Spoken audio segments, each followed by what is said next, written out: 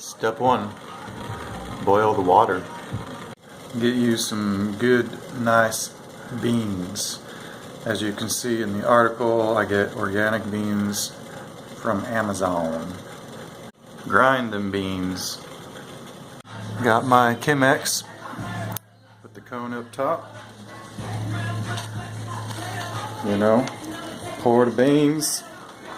Next step they call blooming, where you pour just enough hot water over the ground to get it wet. And then you wait 45 seconds while the gases expel. Oh wait, no, that's weed butter. Then you pour the water slowly until you're done.